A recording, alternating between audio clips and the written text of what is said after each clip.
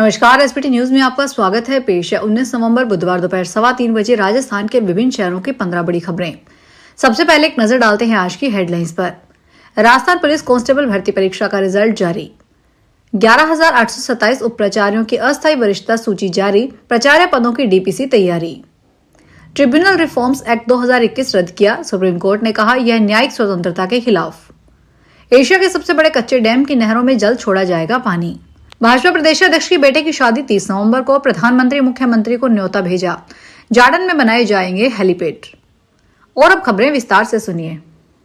Rajasthan police constable भर्ती की लिखित परीक्षा में शामिल हुए उम्मीदवारों के लिए एक शानदार खबर है। राजस्थान पुलिस कांस्टेबल परीक्षा का परिणाम जारी कर दिया गया है। परीक्षा परिणाम आधिकारिक वेबसाइट पर जारी किया गया है। बता दें कि राजस्थान पुलिस कांस्टेबल भर्ती 2025 परीक्षा 13 और 14 सितंबर को राज्य भर के कई परीक्षा केंद्रों पर 2 दिनों में आयोजित की गई थी।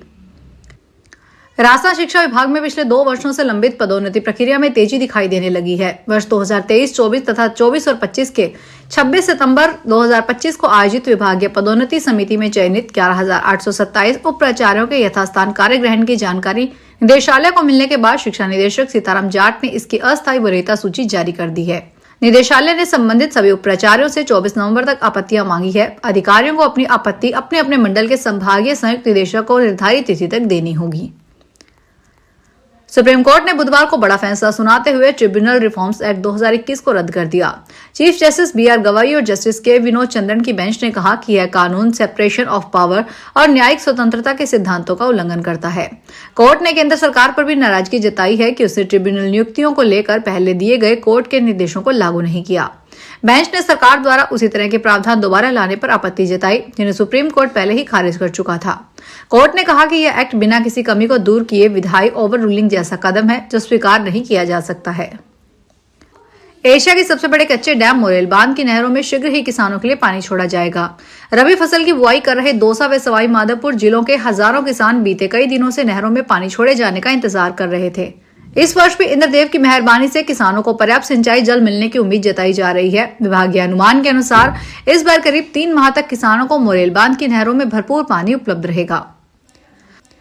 पाली में भाजपा प्रदेशाध्यक्ष मदन राठौड़ के बेटे श्रेयांश 30 नवंबर को उर्मिला के साथ वैवाहिक बंधन में बंधेंगे।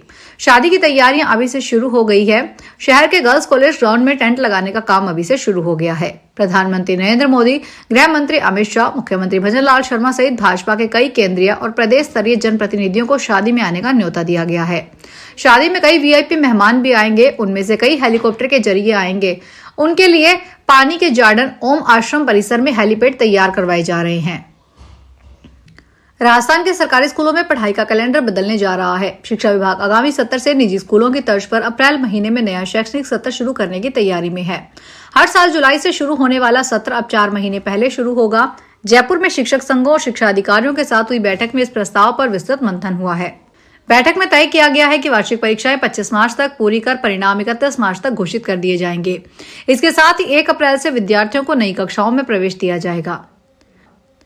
जोरियासी गांव में महाराजा सूरजमल की मूर्ति स्थापना को लेकर विवाद तेज हो गया है। विवाद के बढ़ते स्वरूप को देखते हुए प्रशासन ने 2 महीने के लिए धारा 163 लागू कर दी है। गांव में चप्पे चप्पे पर पुलिस और गश्त सहित 10 थानों की फोर्स तैनात की गई है। पुलिस व प्रशासन लगातार गश्त कर रहे हैं और शांति बनाए रखने की अपील की जा रही है। प्रशासन ने दोनों पक्षों से वार्ता की, जिसमें एक पक्ष मान गया और धरना समाप्त कर दिया, लेकिन दूसरा पक्ष मूर्ति लगाने वाले मुकदमों पर दर्ज करने की मांग पर अड़ा है। बिहार विधानसभा चुनाव 2025 के नतीजों के बाद यहां नई सरकार के गठन और संभावित मंत्रिमंडल को लेकर चर्चाएं तेज है। वहीं सबसे कम और सबसे अधिक उम्र के विजेताओं की सूची भी राजनीतिक गलियारों में चर्चा का विषय बनी हुई है। खासकर 25 वर्षीय लोक गायिका और भाजपा विधायिका मैथिली ठाकुर ने न सिर्फ अपने युवा विधायकों में शामिल हैं, बल्कि इस बात के भी प्रबल संकेत हैं कि उन्हें नई सरकार में मंत्री पद की जिम्मेदारी मिल सकती है। अलवर के मालाखेड़ा क्षेत्र में मोहब्बतपुर 33 केवी ग्रिड सब स्टेशन पर किसानों ने गलत तरीके से बनाए गए विद्युत वितरण ब्लॉक के विरोध में प्रदर्शन किया है। किसानों ने सब स्टेशन के मुख्य गेट पर ताला जड़ दिया और किसी भी कर्मचारी को अंदर प्रवेश नहीं करने दिया। इससे पूरे दिन सब स्टेशन पर कशमकश का माहौल बना रहा। किसानों का आरोप है कि विद्युत विभाग ने तुगलकी फर्मा लागू कर रखा है। वर्तमान व्यवस्था के अनुसार सुबह 3 बजे से 6 बजे तक और फिर 9 बजे से 12 बजे तक 2 फेज में कृषि बिजली सप्लाई दी जा रही है, जिससे किसानों को भारी परेशानी का सामना करना पड़ रहा है।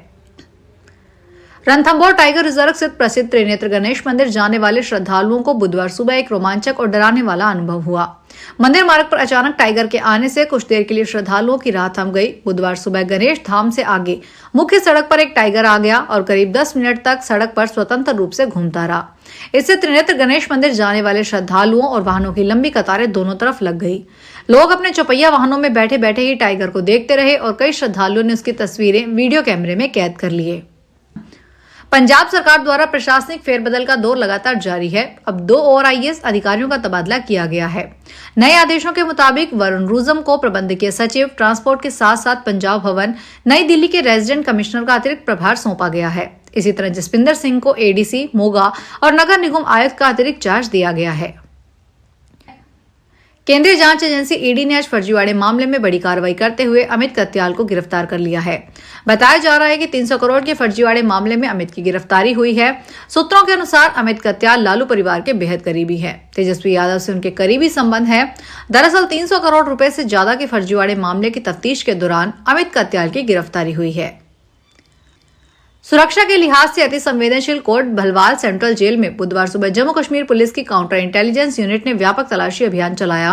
सुबह 7 बजे शुरू हुई यह कार्रवाई करीब 2 घंटे तक चली। टीम ने बैरकों, कमरों, मुलाकाती क्षेत्रों और अन्य संवेदनशील स्थानों की बारीकी से जांच की। सूत्रों के अनुसार शुरुआती जांच में किसी भी तरह की आपत्तिजनक वस्तु के मिलने की सूचना नहीं है। हालांकि इससे पहले कई छापों में जेल में mobile phone, SIM card, charger, मादक पदार्थ बरामद हो चुके हैं। हिमाचल प्रदेश के मंडी जिले के एक निजी बस हादसे का शिकार हुई है। मंडी से धर्मपुर रोड पर जा रही ठाकुर कोच की बस बरोटी से पहले मलोन नामक जगह पर हादसे का शिकार हो गई। हालांकि गनीमत रही कि बस में सवार किसी भी सवारी को गंभीर चोट नहीं आई है। फिलहाल धर्मपुर पुलिस थाने की टीम मौके पर पहुंची और जांच कर रही है। अहम बात है कि बस पलटने के बाद सड़क किनारे पेड़ में फंस गई और रुक गई। राजसमंद में नगर परिषद द्वारा ठोस कचरा निस्तारण व्यवस्था को सुचारू रूप से चलाने के लिए किए जा रहे प्रयास लगातार बाधित हो रहे हैं।